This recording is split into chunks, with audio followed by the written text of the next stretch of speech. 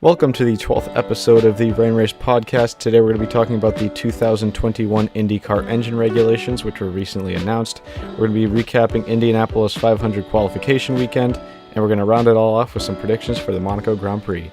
I'm Chris Aurelio. This is Rain Race. Let's go.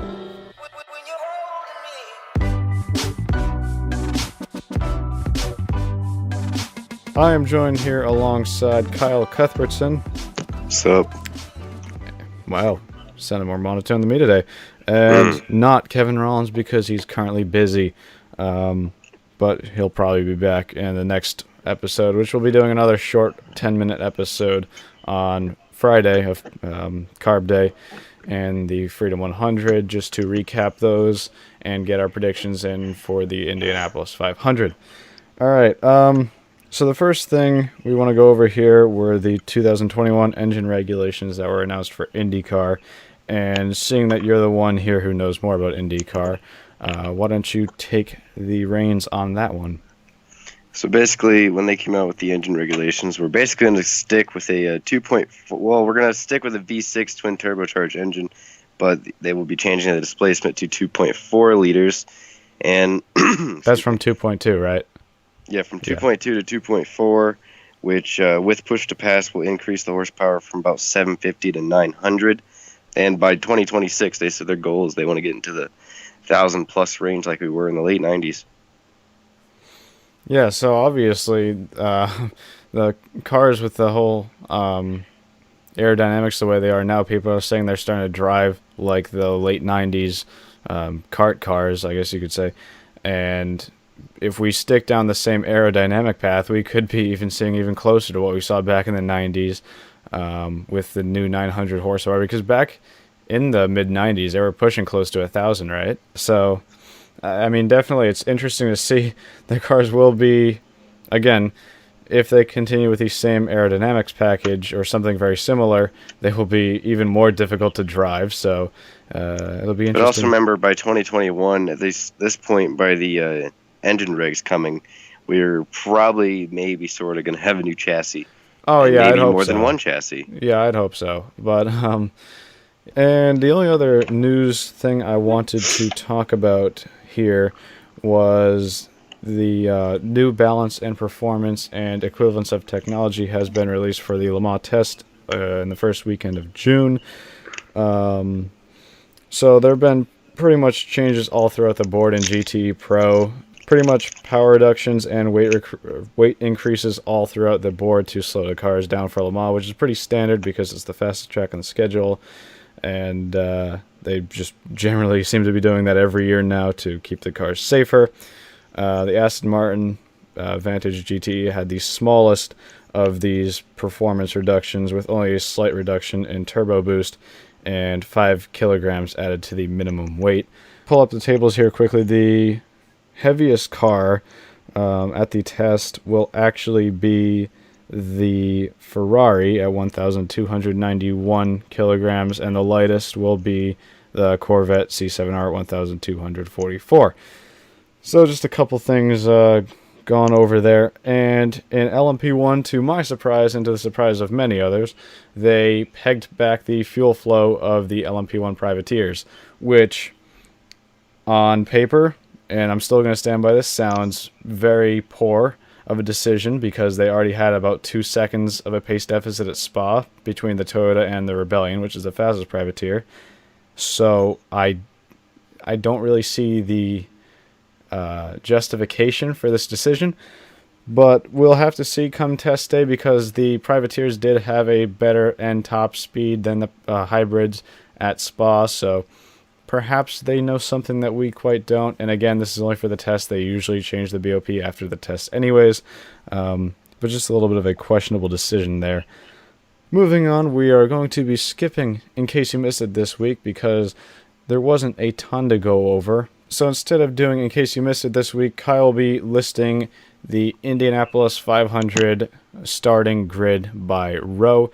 All right, well, I mean, cue your Delta Force, your starting grid. So I have no time limit, right? I can just do this. Yeah. All right, so on the inside of row 1, we have Ed Carpenter, who put down a 230 on his first lap. Simon can I just Pagenaud say in the one middle. thing? That lap. Oh, Jesus Christ. Yeah, I'm already interrupting, but that We're going lap. to talk about qualifying after this, Okay. Well, I just want to quickly say that lap was, even though I couldn't watch qualifying live, thanks again, shout out to my work for scheduling me, but that lap, when you look at it, he was about a mile an hour quicker than Pagenaud on a 4-lap average. And Yep.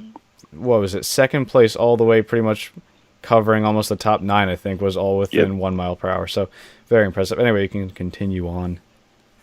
Well, in the inside of row 1 is Ed Carpenter. In the middle of row 1 will be Simon Pagenaud and Will Power on the outside. On row 2, Joseph Newgarden on the inside with Sebastian Bourdais in the middle and Spencer Pigot on the outside. Row number 3, Danica Patrick will be on the inside making her final start. Elio Castroneves will be looking for 4 on the inside of row 3. On the outside will be Scott Dixon. The inside of row number 4 will be Tony Kanaan, and in the middle will be rookie Matheus Laced, and on the outside will be Marco Andretti. On the inside of row 5, I'm trying to keep track of the rows in my head here, Zachary Claman-DeMello on the inside with Ryan Hunter-Reay in the middle, and Charlie Kimball on the outside. Row number 6, Takuma Sato on the inside with rookie Kyle Kaiser in the middle, and rookie sensation Robert Wickens on the outside. Row number 7, we'll have James Davison on the inside, surprisingly even qualifying in 19th. Barely made the show and qualifies 19th. In the middle will be Max Chilton. On the outside, Carlos Munoz. Making a gamble here, we're going to be 8. Am I on 8, right? Can you correct me? I believe so. Yes, it would be row 8. Woo. All right, so continuing on, the inside of row 8 will be Gabby Chavez. In the middle will be Steph Wilson. On the outside, Sage Karam. On row number 9, on the inside will be Zach Veach, who we have an interview with. In the middle will be Oriol Servia, on the outside, Jerry Hildebrand. On row number 10 will be Jay Howard. On the middle will be Ed Jones. On the outside, sadly to me, will be Graham Rahal. The inside of row 11, it will be Jack Harvey in the Schmidt-Peterson car, the final Schmidt-Peterson car that made the show.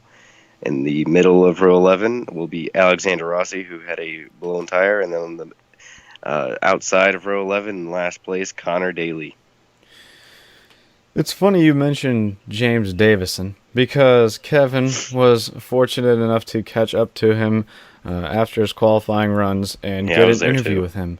Oh, okay. Well, there you go. Fun fact about this interview: he let us inside the garages to do it, so we were special. Yeah, anyway, we're gonna be playing that for you right now. So we're here for the first interview after Bump Day with IndyCar driver James Davison. You made it in, man. Yeah, it was pretty nerve-wracking there for a while, and then when Pippa and Rossi essentially blocked Hinchcliffe's attempt, I then had more peace of mind. But then again, it's not over till it's over, and who knew if Pippa was going to pull out some speed that we just totally didn't expect.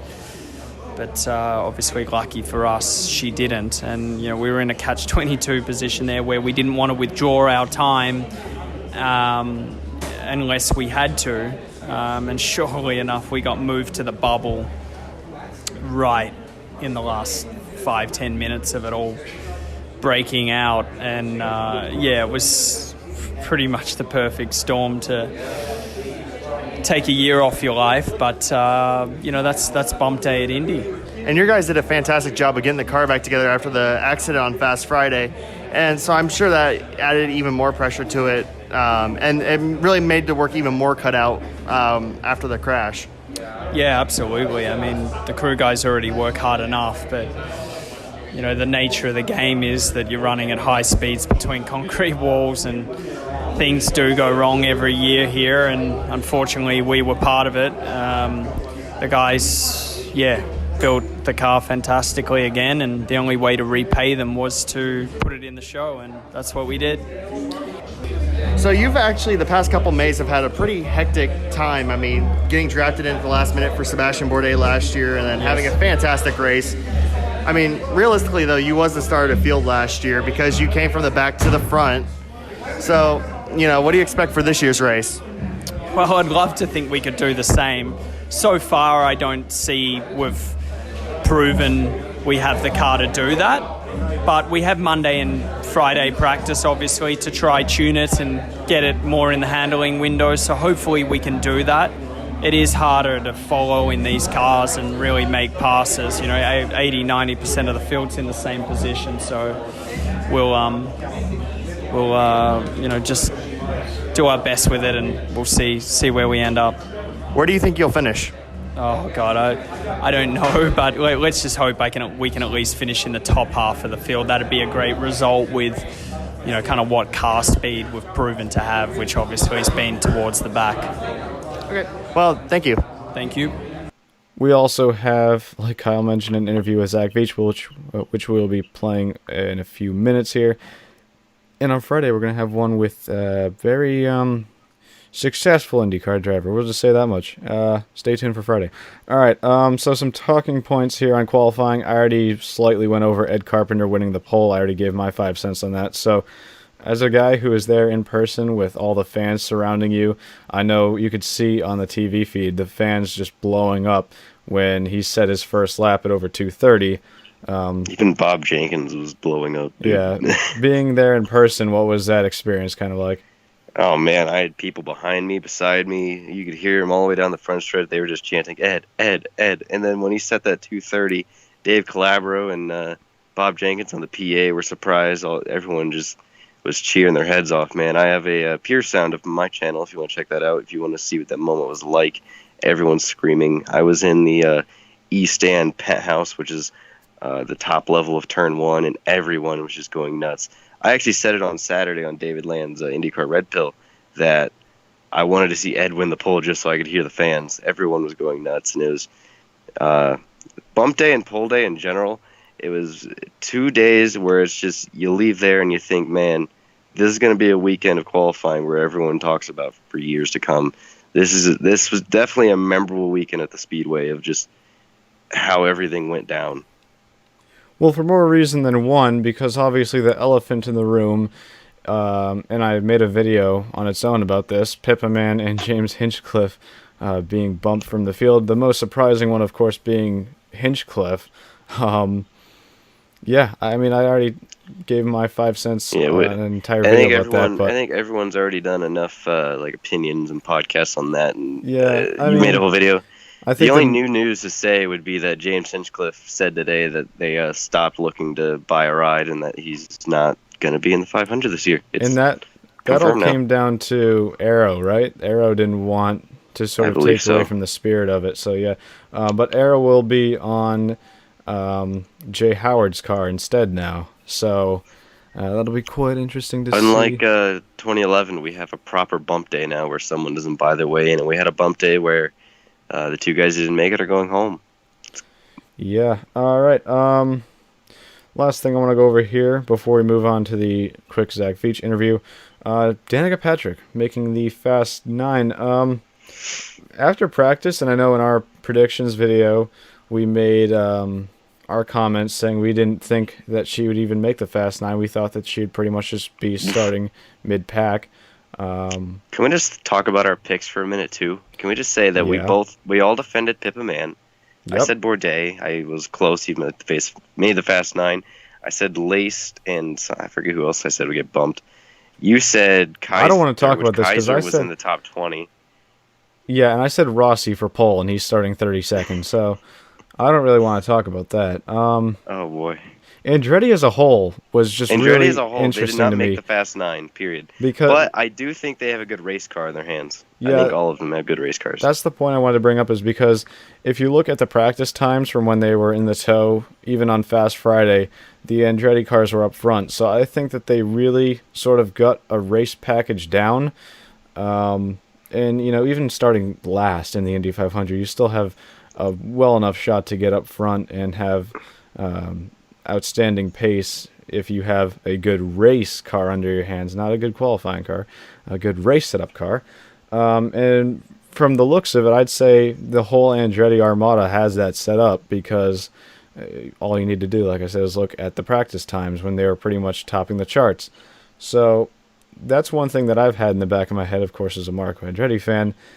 Just like David said in his picks, I kind of like Marco Andretti this weekend. I really do.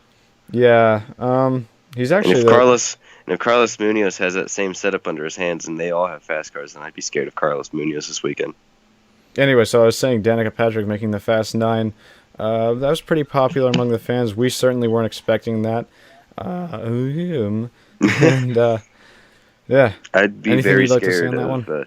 if Little Miss Hate has a good race car this Sunday. I would, Little Miss Hate, because that's what the Andretti cars used to call her. We're not being mean. But if she has a good car under her hands on Sunday and they don't fade in the beginning like we kind of predict the Ed Carpenter cars will, like they always do from the front, that they don't fade in the beginning of the race and she has a good race car and is there in the end. And her last start, I mean, Indy is where she shines. I think in her last start, if she's there in the end, it's going to be quite a show to see what Danica does to get this W. And I think that her setup, at least from the looks of it, might have been slightly the opposite of the Andretti's, because all throughout practice she looked like a middle-of-the-pack driver, but get to qualifying, and on Saturday, her first run, she didn't really show anything too spectacular. Goes up again and is in the Fast 9, so... Well, of course, I mean, you can see the Ed Carpenter cars and the Penske's, the Chevrolets, they had very good qualifying pace. And like Bourdais said, I don't think the Chevy equivalence is going to be like as noticeable in the race, but qualifying they were obviously really good. But Ed Carpenter Racing, it wasn't surprising to see her, where was she, 7th? It was not surprising because you got Ed Carpenter at pole, who put on a 230. Spigot, I think he qualified 6th. And then Danica in 7th. Of course, Danica, being new to this new car, they're going to put a more conservative setup in her car. You could see out of turn 1, she wasn't as close to the wall. She wasn't letting it hang out like Ed was, for sure. And I think she has just as fast a car, if not faster, than maybe Ed or anybody else in those first 3 rows, So she's definitely got a really quick car. If they have a good race setup, she'll be scary. All right, wrapping up this whole Indianapolis 500 discussion for the day with this Zack Veach interview that we mentioned. Kevin caught up with him after the 2 days of qualifying. I was also there, I might add. Yeah, okay, again, there you go. So we're here back on the Rain Race podcast with Zack Veach, who, this is your second appearance on the podcast, but this time in a driver interview. Anyway, so 25th place, I'm pretty sure that's not exactly what you were looking for, but, I mean, you made it in the field, which is important. Yeah, I mean, there's some highlights, obviously, we got to be thankful for. Excited to be in the field. But as a couple of my other teammates and I were a little confused on where the speed was today. Going out there, the car felt great. I mean, the balance that we had, to me, going through 3 and 4, I was like, all right, cool. This is well enough to get us, in that 10th to 13th kind of range. And when I saw the speed on my dash when I crossed the line, my heart sank pretty far. So we're just trying to look over everything now and see where all that speed went. So do you guys really have a game plan to try to claw back that speed going into race day, or are you just left scratching your heads at this point? There's a pretty big change that's happening behind my car right now, so hopefully that's going to affect some of the speed. So the guys are working hard to put some new pieces into the car. So, we'll see what that does. And for your point of view, of course, you really didn't race the Aerokit cars that much, but how much is the change carried over at this facility in particular? Here it's not as well as we were hoping it to be honest. The car's been racing really well on the road and street courses, a little better on the short ovals, but a lot of us are struggling getting enough front wing in the car, to be honest. I think as a whole, if you're, say 2nd or 5 cars back, you still have a chance to pass. But if you find yourself deeper in the field, it's pretty hard to get a run on someone just because the front end's so light. So we all have a little bit of work to do. I think everyone's kind of in the same situation, but we just got to manage it better than everyone else. And also, do you like the new colors on your car for this month? Oh, I love it. Yeah, I like that we can actually see where the car is, which is cool. We call it the Cheeto car. Yeah, you've actually come up. We've actually coined the nickname Zack and Cheeto. Oh, cool, sweet, man. Yeah, well, it's that or a Reese's peanut butter cup, basically. So. I like the Zack and Cheeto better. Also, really quick, we're talking about the livery. Explain Relay. Yeah, so basically, Relay is part of my same sponsorship with Group 1001, just a new product that's going to be coming out soon. And the idea behind it is basically a prepaid credit card that gives you cash back on things that you purchase with it. So it's designed for people who are strategic about how they spend money monthly. So you invest a bit of money into basically kind of a savings account with them, and they budget how much money you need monthly on that card. And as you purchase things with it, say if it's groceries or gas, you start off on year 1 getting 3% back on what you purchased. And by the time you get to year 5 or year 7, you're making anywhere between 10 to 13% back on all your purchases. So it really sets up people who are thinking long-term about their financial status. And one last question. You're in the same garage that the last 2 winners have came out of, and you're sharing the number that won last year. Does that give you a little bit of a confidence boost? You want to believe it's gonna help you, but there's so much that goes into having a good race around here. It's smart choices and dumb luck, like I always like to say. And we're thinking about how to make our car faster at this point, not so much about what we can lay on in the background. All right, well, that's it. Thank you. Yeah, thanks, guys.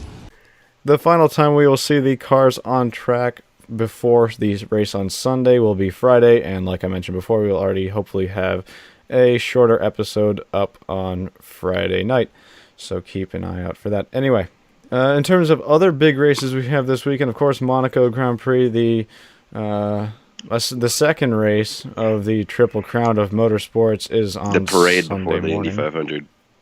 I mean, yeah, I guess. That's what I call it. Sure.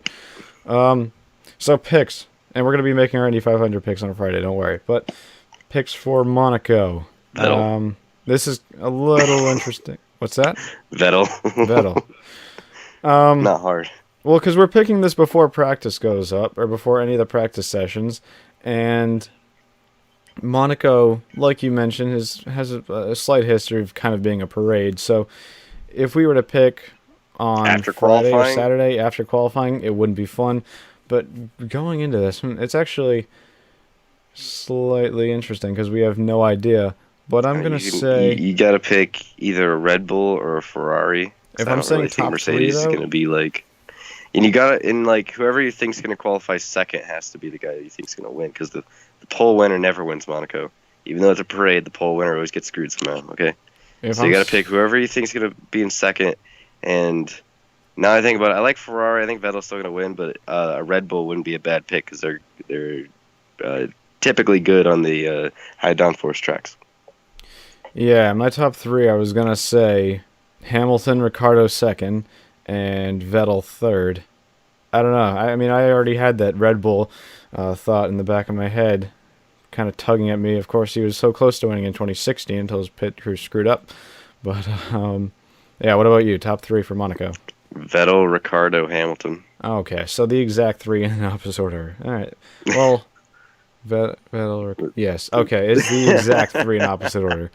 All right. I had that in my head too before you said. I didn't even listen to you. I'm sorry. Aren't we exciting? Yeah. Not too much to go over for the rest of this episode. The Indy 500 has kind of taken like the crown of motorsports this weekend, so nothing else has any news, but the Indy 500 is kind of like the news. Yeah. We'll be talking more about that again on Friday. In terms of other things to look forward to for the future, we'll have an Indy 500 history episode with Mr. David Land dropping very shortly. Stay tuned for that one. And we also have a special guest joining us, hopefully very soon. Just working out some final details on that. We'll just give a quick hint. Final details basically like win. Yeah. We got it lined up though. Yes, okay. Yeah. Anyway, a little bit of a hint. He is racing at Le Mans this year, and he has in the past. There you go. That's all. And they announced it like a week ago. Oh my god, that's too obvious. No, it's not. There were like three. There were like 3 or 4. I already gave it out on Twitter, but no one guessed it, so I'm not gonna say who it is. That's fair enough. What did I say? I said his brother's pretty cool too. Oh, just make it even more obvious. Yeah, obviously. I mean, we're not gonna say it though. No one likes to get in on the action. No one likes to participate. Damn, based on your description, it sounds like Ricky Taylor to me, but I don't know. All right. It might be. It might. I wish he had an alter ego so I could say like that. You know? All right.